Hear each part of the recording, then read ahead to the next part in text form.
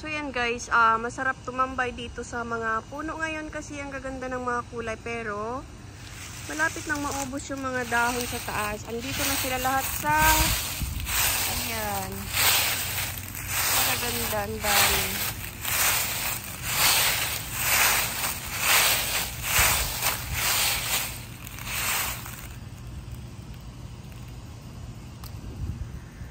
Makulay na dahon. Ayan, mahangin kasi, kaya nagsisilaglagan na sila.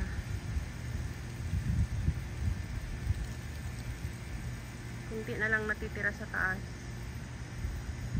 So ayan guys, ito yung pinaka-paborito kong season dito sa Amerika. Fall season.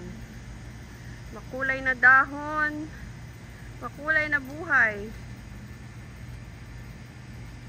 Ang pinakaayaw ko naman is winter. Kasi sobrang lamig. O, diba guys? Ang ganda.